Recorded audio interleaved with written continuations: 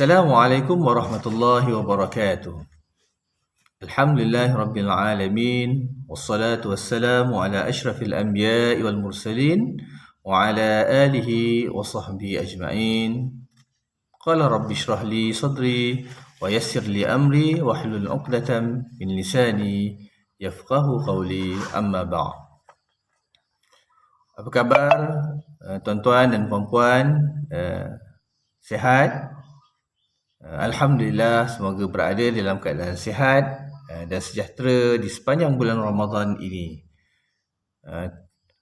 Bulan yang penuh dengan kemuliaan, bulan maghfirah, bulan yang penuh dengan keberkatan. Alhamdulillah, sedikit perkongsian saja pada hari ini berkaitan dengan waktu mustajabnya doa. Waktu mustajabnya doa. Baiklah, yang pertama sekali kita lihat waktu yang pertama sekali, waktu mustajabnya doa, iaitu sepanjang waktu berpuasa. Sepanjang waktu berpuasa. Sebuah hadis daripada Abu Hurairah radhiyallahu an bahawa Nabi sallallahu alaihi wasallam ada bersabda, tiga golongan orang yang doanya tidak ditolak. Yang pertama, orang yang berpuasa sampai ia berbuka.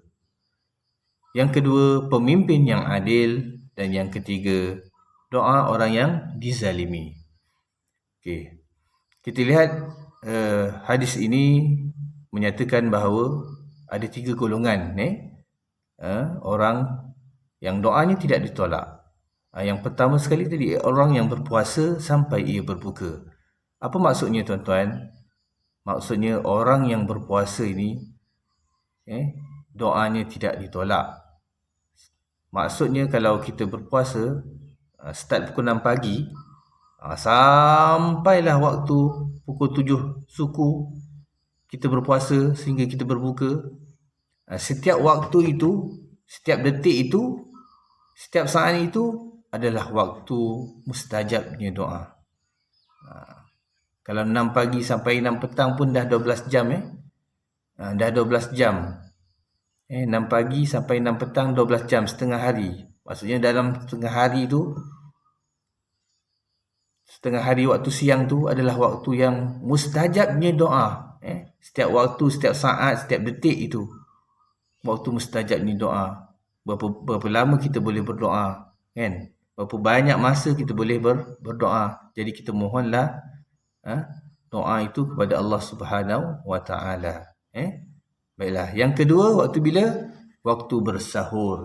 Waktu bersahur. Yang Abu Hurairah radhiyallahu anhu, yang diriwayatkan oleh Abu Hurairah radhiyallahu an bahawa Nabi sallallahu alaihi wasallam ada bersabda, Rabb, yakni Allah Subhanahu wa taala, turun ke langit dunia ketika tersisa sepertiga malam. Lantas Allah Subhanahu wa taala berfirman, setiap saja yang berdoa kepadaku, maka aku akan kabulkan. Siapa yang meminta kepadaku, maka aku akan beri. Dan siapa yang meminta ampun kepadaku, maka aku akan ampuni. Hadis riwayat Bukhari dan Muslim. Tuan-tuan dan puan-puan yang saya hormati sekalian, Allah Subhanahu wa taala telah turun ke langit dunia apabila tersisa terbakinya sepertiga malam, iaitu waktu yang akhir. Maksudnya hampir-hampir waktu sahur, berbaki sepertiga malam. Maksudnya hampir-hampir waktu sahur. Ketika waktu sahur itu, siapa yang berdoa kepadaku, aku akan kabulkan. Itu Allah Subhanahu wa taala berfirman. Siapa yang meminta kepadaku, maka aku akan beri. Dan siapa yang meminta ampun, maka aku akan ampuni. Ini waktu sahur, tuan-tuan. Banyakkanlah berdoa, banyaklah minta ampun kepada Allah Subhanahu wa taala. Dan juga dalam Al-Quran disebut dalam surah Az-Zariyat ayat 18, wabil asharihum yastaghfirun, wa bil ashari hum yastaghfirun.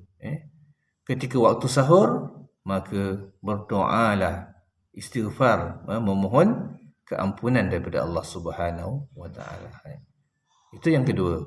Waktu yang ketiga, waktu semasa berbuka puasa. Waktu semasa kita berbuka puasa. Di mana hadis Nabi SAW ada bersabda, ada 3 golongan yang doanya tidak ditolak. Yang pertama, pemimpin yang adil.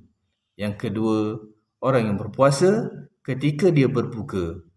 Dan yang ketiga, doa orang yang dizalimi. Hadis riwayat Tirmizi dan Ibnu Majah. Kita lihat bahawa orang yang berpuasa ketika dia berbuka, ini antara 3 golongan doanya tidak ditolak.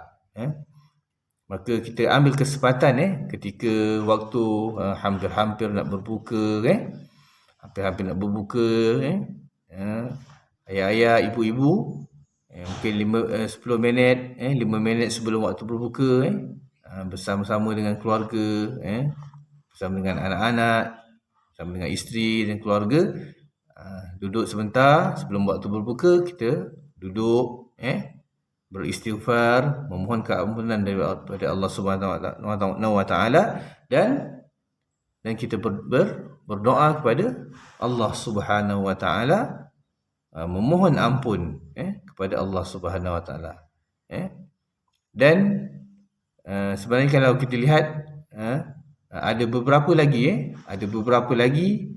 waktu-waktu yang mustajab dia doa.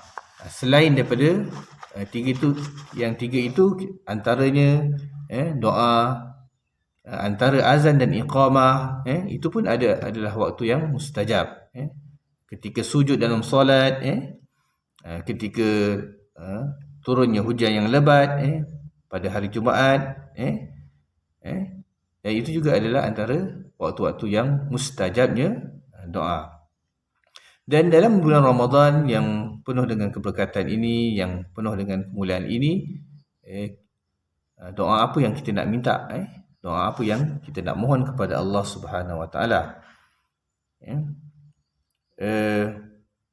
Biasanya kita digalakkan untuk berdoa kepada Allah Subhanahu wa taala seperti doa yang diajarkan kepada Sayyidatina Aisyah radhiyallahu an, ketika Sayyidatina Aisyah bertanya kepada Rasulullah sallallahu alaihi wasallam, apakah yang perlu aku minta apabila aku bertemu dengan malam Lailatul Qadar? Nabi sallallahu alaihi wasallam lalu mengajarkan doa kepada Sayyidatina Aisyah radhiyallahu an, Allahumma innaka afuun tuhibbul afwa fa'fu anni.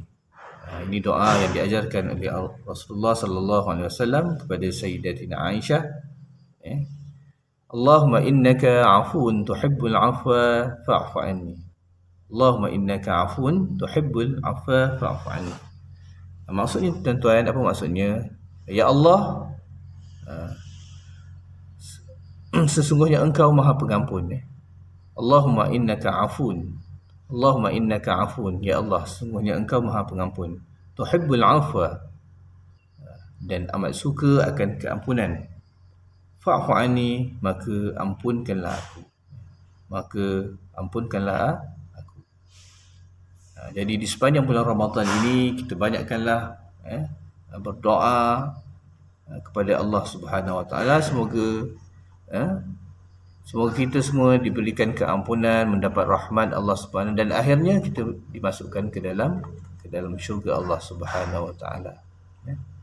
Allahumma inna nas'aluka ridhaka wal jannah wa na'udzubika min sakhatika wan nar. Allahumma inna nas'aluka ridhaka wal jannah wa na'udzubika min sakhatika wan nar. Kita minta syurga Allah Subhanahu wa taala dan jauhkanlah daripada azab neraka Allah Subhanahu wa taala. InsyaAllah sedikit perkongsian daripada saya.